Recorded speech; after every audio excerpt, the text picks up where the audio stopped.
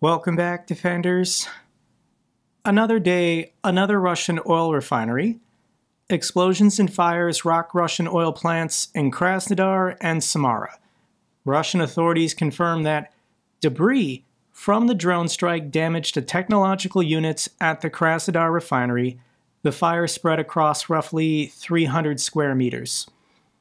The Russians have never acknowledged that Ukraine has successfully struck one of their oil refineries.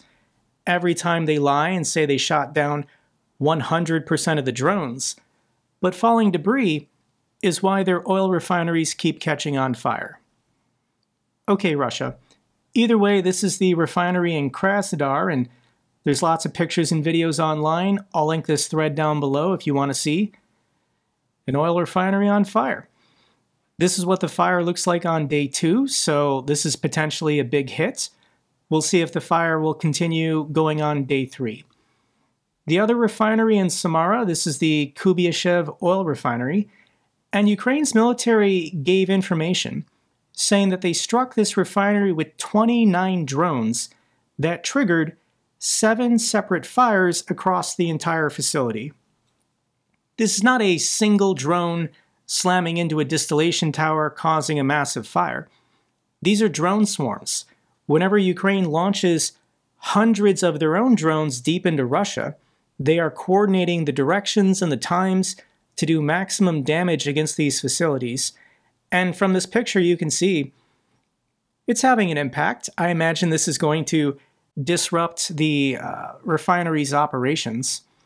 There is a third Russian oil refinery currently on fire. This is the Syzran oil refinery, and Ukraine, I think, has struck this at least twice so far this month, so potentially this was the third time they hit it. If Russia puts out the fire, just hit it again the next night. I think this is Ukraine's winning strategy. And these are the results. Russia's Ust-Luga port to operate at half capacity in September after a pipeline damage.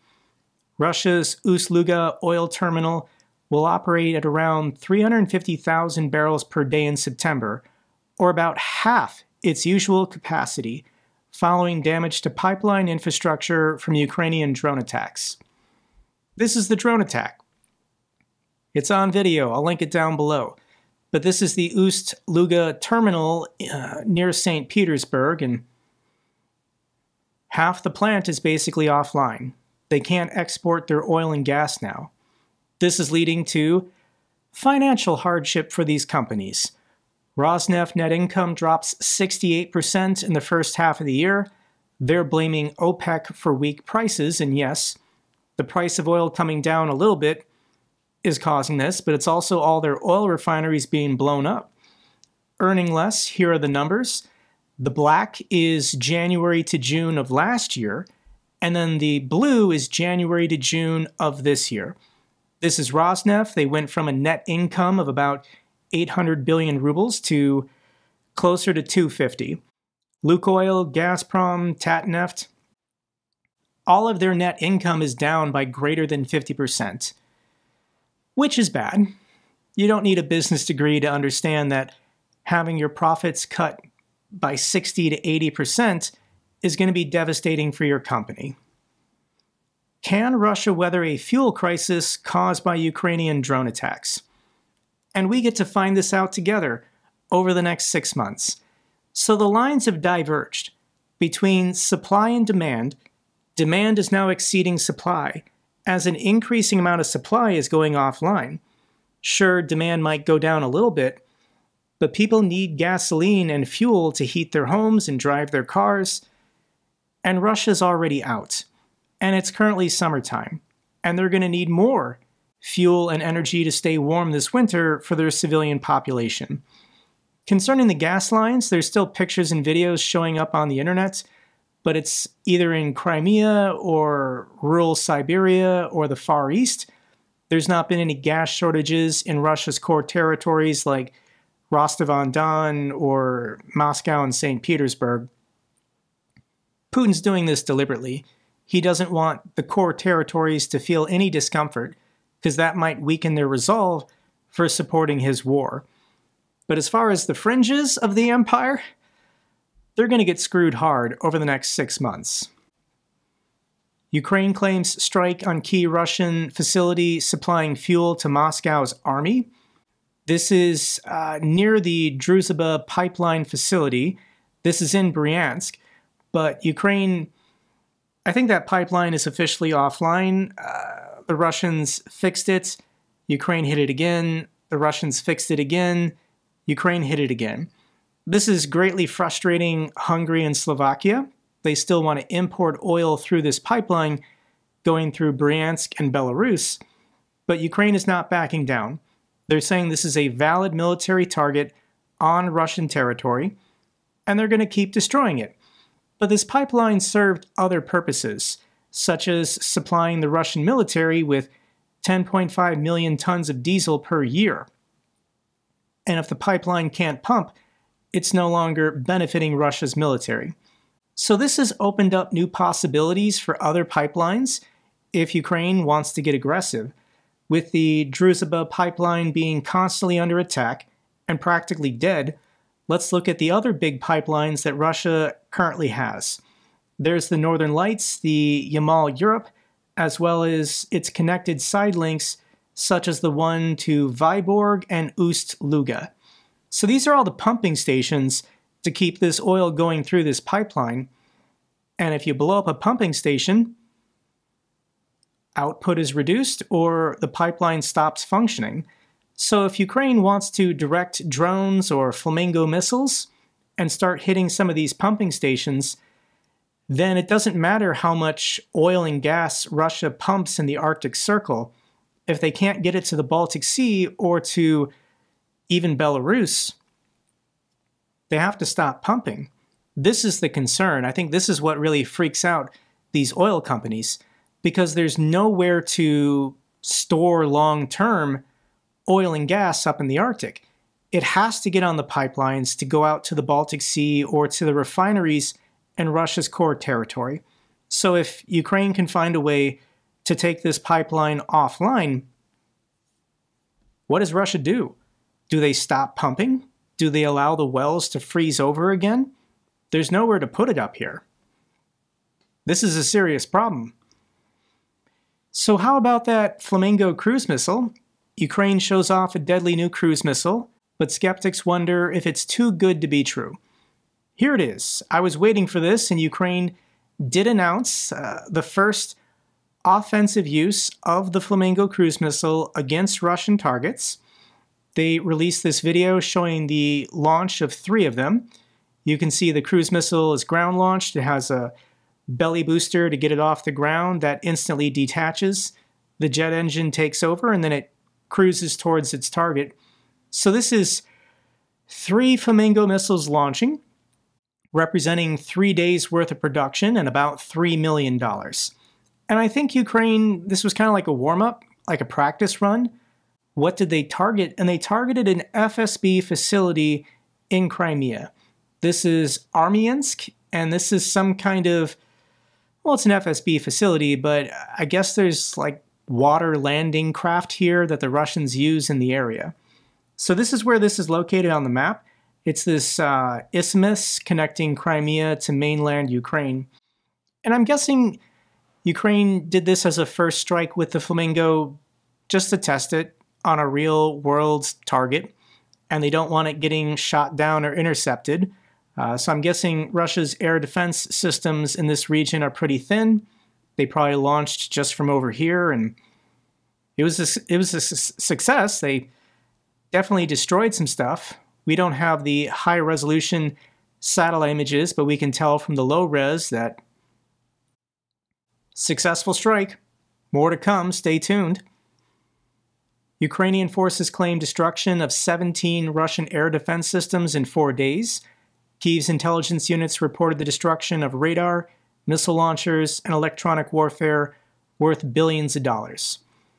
Another triumph fails. Ukrainian drone turns Russian air defense radar in occupied Crimea into scrap metal. Ukraine releases the video whenever they think it's, smart to. But this is a radar system for an S-400 air defense system, and Ukraine's military is claiming it was a successful strike. The radar has been destroyed.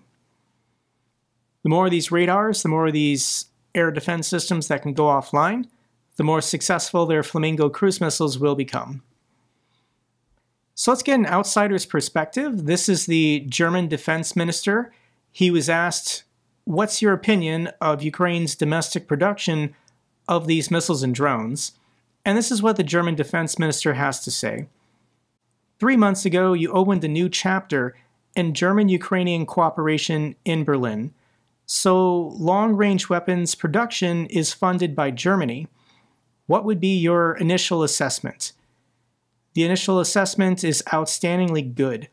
This is primarily due to the fact that we quickly found common ground, and not least because the Ukrainians have once again demonstrated how quickly they can adapt to new production capabilities, how fast they implement them and bring them into production, delivery, and thus into use. I am very satisfied with the results so far, but there is still a way to go. Have such weapons financed by Germany already been used? What can you say about that? I cannot tell you that precisely. A new factory of the German defense contractor Rheinmetall was opened in Germany on August 27th. Its main products are 155mm artillery shells. Rheinmetall plans to supply them to Ukraine as well as NATO countries. The war has been going on for 3.5 years, but I think we're finally taking it serious, and defense production on the European continent, and more importantly in Ukraine, is improving. Other victories for Ukraine in the last 2 days. Ukraine blew up Russia's only nitrocellulose plant. There's no backup for gunpowder supply for the Russians now. The Ukrainian drone strike destroyed the Khodovsky plant in Tambov, Russia. This is where this is located on the map. It's southeast of Moscow, and this is a weakness of the Russians in that they will have like one factory or one plant that produces everything they use for their military. Because why would you have multiple? And if Ukraine can destroy these factories, well, that's a problem. I imagine they're just going to start importing what they need from the Chinese or North Koreans. There is a special video dedicated to this from the YouTube channel Reporting from Ukraine. I'll link it down below if you want to learn more. Ukraine destroys underground explosives depot in western Russia. This is according to Ukrainian intelligence. The underground depot was located at the Alexin chemical plant, 130 kilometers south of Moscow. It was used to store, among other things, pyroxylin gunpowder, a smokeless powder used in the production of small arms, artillery, and rocket engines. And now it's gone. Ukraine also successfully destroyed 2 helicopters, an Mi-8 and a Mi-24. This was in Simferopol, Crimea. Ukraine has struck this airport numerous times, but I'm guessing with drones they got some helicopters. Ukrainian drone attack reportedly causes fire near Putin's winery near Gelendzhik. This was a forest fire ignited by falling drone wreckage. I don't think Ukraine targeted Putin's palace on the Black Sea. They were probably targeting something else. But Putin's palace on the Black Sea is being guarded by lots of air defense systems. So they did probably shoot down some drones, and then the falling debris caused a forest fire. For fun, I can show you where Putin's palace on the Black Sea is located. These are the latitude and longitude if you want to look it up yourself. But we can zoom in, and this is where it is currently located. You can see there's this long, winding road up to this cliffside. And then there you go.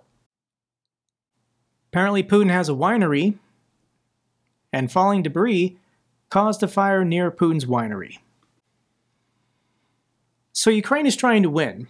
They're going after valid military targets every single night to make this war stop, while the Russians just commit acts of terrorism, going after schools, hospitals, retirement homes, cafes, churches. Russia last night launched 582 drones and missiles. Here's the flight path. You can see Kyiv was struck yet again. And we do have good news. The good news being that these drone interceptors are working to take down the Shahed drones. Ballistic missiles and cruise missiles, you're not going to get that with a interceptor drone. But this is being reported by Sternenko that 30 Russian drones were shot down in a single night by these Wild Hornet anti-Shahed interceptor drones. So this is technology that Ukraine invented this year to deal with this problem, and they're seeing results. 30, that's the most in a single night. But as this technology improves, as more units are trained how to use these, as they're deployed across all of Ukraine's important sites they need to protect, we might be finding a solution to the Shahed drones. Doesn't help us with the cruise and the ballistic missiles, but at least the drones are being mitigated. But I want to share these faces, the faces of the victims. These are some of the people who were killed by the Russians in their terrorist attacks on August 28th. Here are their names, ages, and faces. And I have to share these pictures, guys. Like, this was a mother and her 2-year-old daughter killed by a ballistic missile when it slammed into their apartment building in Kyiv. And look at the teddy bear. The teddy bear to celebrate this girl's 2nd birthday, and it's being pulled from the rubble. I don't want to just move on. This happens weekly, at least. A terrorist attack in which an apartment building is struck with a ballistic missile and civilians are murdered. And we just go on to the next week, and the next attack, and the next tragedy. It'd be nice if we had some political leaders that had the political will to find a way to make this stop after 3.5 years. But you're not going to get it from America. White House equates Russian and Ukrainian strikes after Moscow killed 23 people in Kyiv. The White House comments, both sides are fighting. What do you want us to do? Ukraine is going after Russia's oil refineries. Therefore, it's justified for Russia to blow up apartment buildings and kill women and children. And here is the report from Axios. White House believes Europe secretly is undoing Ukraine's war end. So Trump is an idiot, and he doesn't know how to make this war stop, and he's looking for someone to blame. He tried blaming Ukraine, but Ukraine has done everything they can to appease Trump, say yes, and give him what he wants. But now Trump is just going to blame Europe. It's a conspiracy. Europe wants this war to continue and doesn't want the war to end. This meeting between Witkoff and Yermak took place yesterday, and this is supposed to be Witkoff presenting Russia's peace plan to the Ukrainians. And the peace plan is, have you thought about surrendering? If you surrendered and gave Russia everything they wanted, we could have peace in our time. Doesn't that seem like a great idea? More European officials are speaking out about how much of an idiot Witkoff is. Witkoff doesn't prepare for anything. Witkoff doesn't consult anyone. Witkoff only talks to 2 people, Donald Trump and Vladimir Putin. That makes sense in a mafia boss arrangement in which you're making backroom deals. But when you're a democracy and you have allies and partners, maybe you should communicate with people. Witkoff has never even visited Ukraine. He has no interest in visiting the country in which he's trying to convince they should surrender so Donald Trump can get a Nobel Peace Prize. What the Russians are demanding at the moment is that Ukraine give them all a Donetsk, surrender these 9 or so mid-sized or large cities, give up all your defensive fortifications, and then we'll start talking about potentially, maybe, a ceasefire or a peace deal at some point in the future. But just give us more territory and more land at the moment. So Putin is exploiting Trump. Putin is using Trump as a blunt instrument to bludgeon the Ukrainians and the Europeans to see if he can get more territory for nothing. This is the analysis done by UK intelligence that if Russia wants to seize by force this territory in Donetsk, as well as the territory in Zaporizhia and the territory in Kherson, what would that take for Russia to do? And to take these 4 regions in their entirety, Russia would sustain another 2 million casualties, and it would take them 4 years. 4 years at the pace they're going to take this, and another 2 million casualties. So yes, Putin is being very smart, manipulating Trump, saying, just give me this, and then maybe I'll agree to a face-to-face. Maybe I'll agree to a ceasefire. Potentially the war will end if you just give me this for free. Give me this for nothing. And the Russians every day scream publicly that they have not budged an inch. They brag about this on Kremlin state TV, that they have not softened any of their demands. They are still demanding Ukraine's full capitulation before they'll ever stop killing people. This is a spokesperson for Russia's foreign ministry, and this is what she says. We proceed from the assumption that a peaceful settlement should include, among other things, demilitarization. Ukraine has to completely disarm. Denazification. Zelensky has to go and their entire government has to be replaced. Neutral, non-aligned, non-nuclear status for Ukraine. Recognition of territorial realities, ensuring the rights of Russian language and Russian-speaking population, and the end of the persecution of the Russian Eastern Orthodox Church in Ukraine.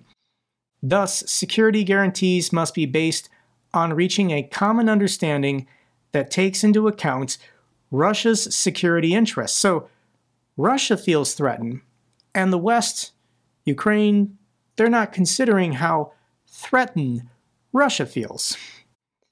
Rather than seeking to turn Ukraine into some kind of animal. Again, these are the words of Ursula von der Leyen, as she put it, a steel porcupine. That's so you stop attacking them. Zelensky-Putin meeting obviously is not happening. This is the German chancellor.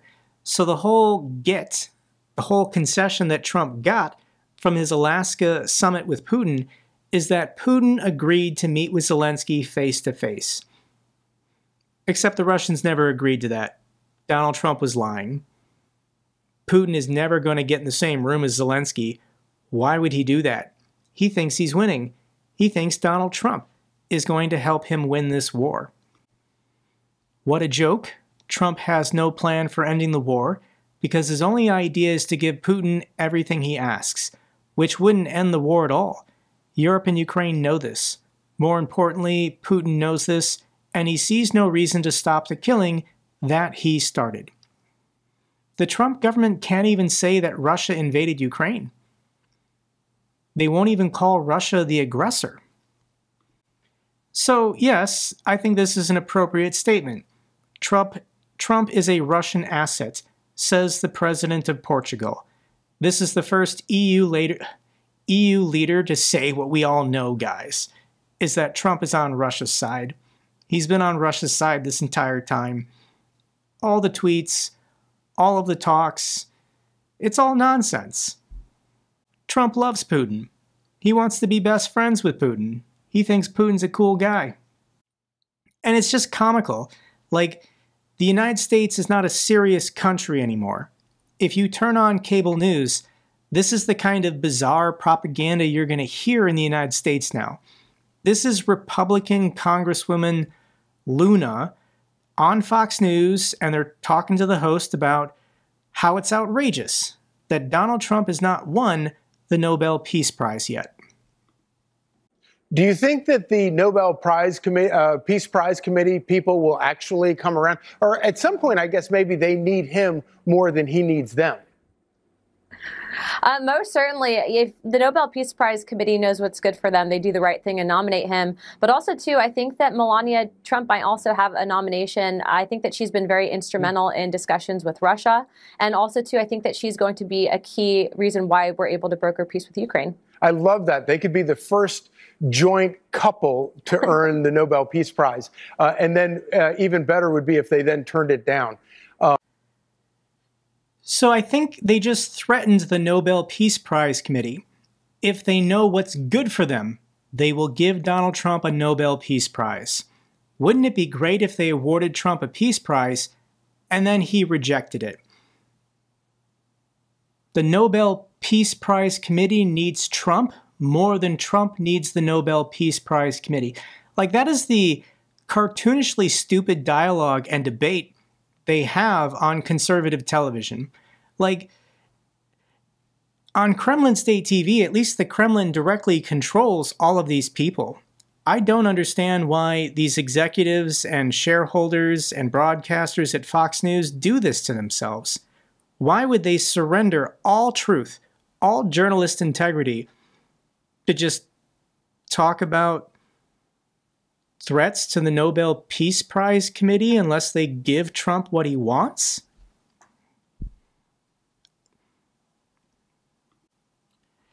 And this is so stupid. During a phone call, Donald Trump told the Indian Prime Minister Modi that Modi should nominate him for a Nobel Peace Prize.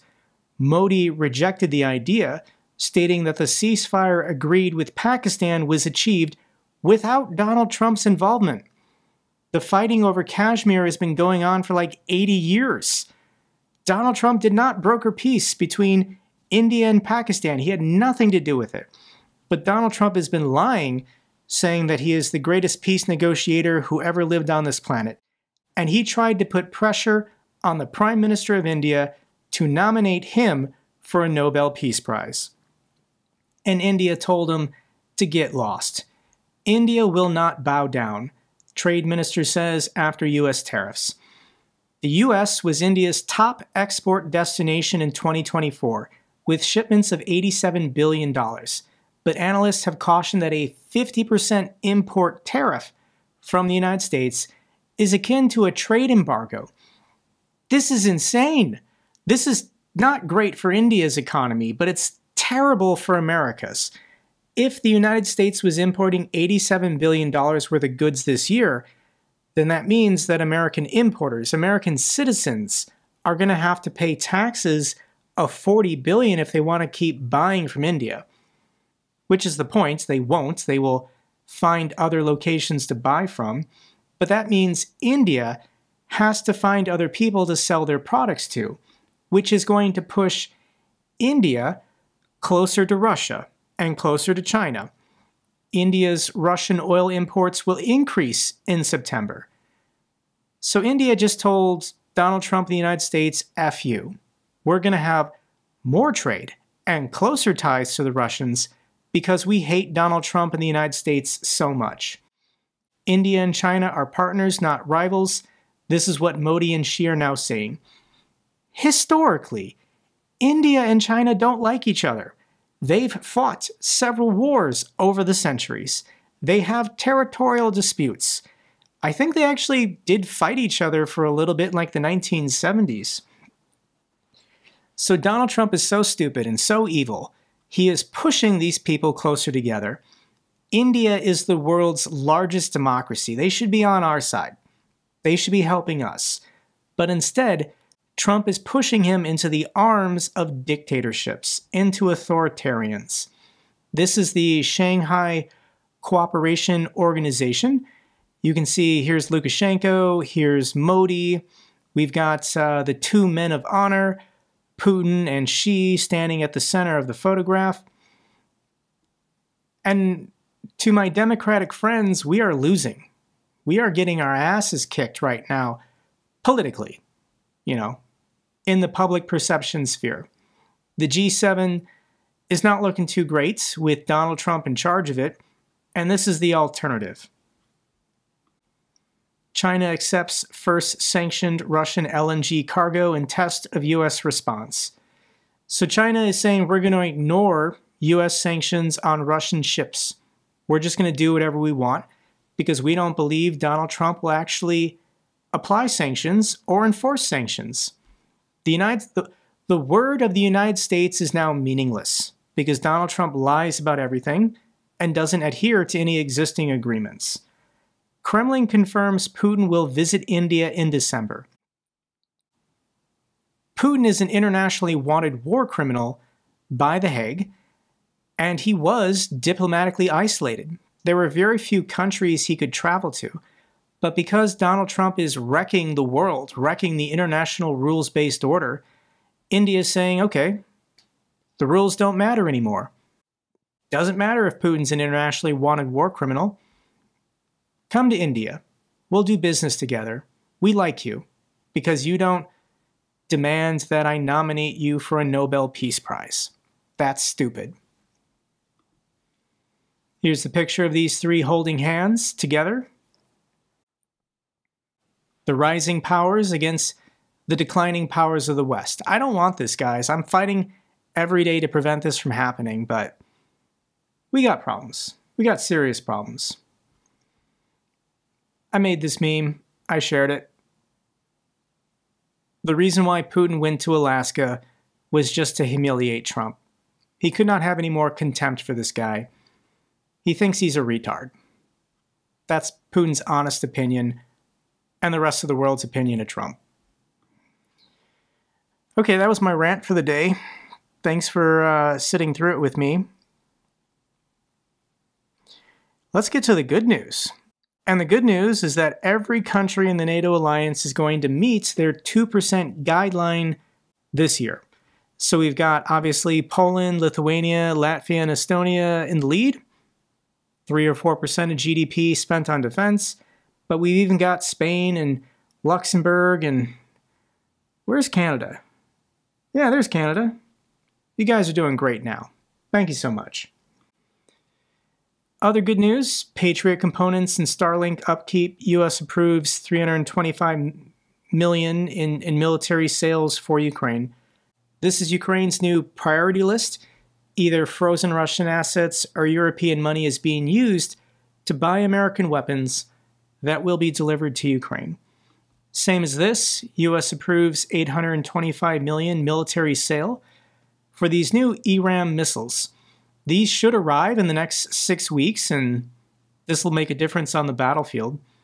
Potentially, they'll be range restricted. They can't be used inside of Russia, but even in the occupied territories of Crimea, this is important, and these new missiles will make a difference. Ukraine definitely wants them.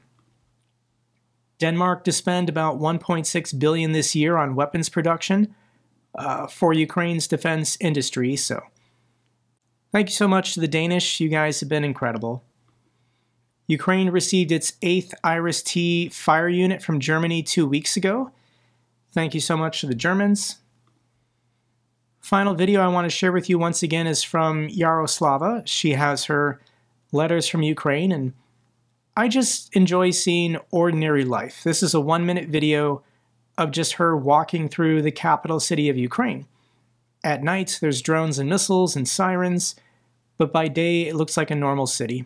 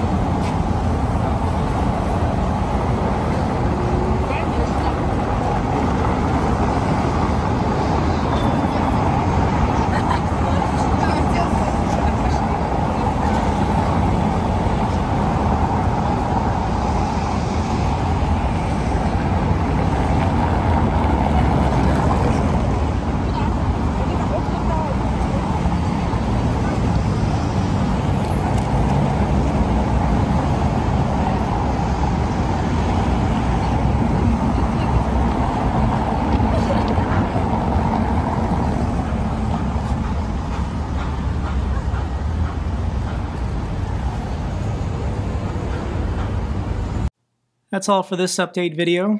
Glory to Ukraine, glory to the heroes. If you found this video informative, give me a thumbs up.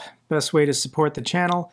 Comments and questions, let me know down below. I love hearing from you guys. Till the next video, keep defending the truth, keep defending democracy.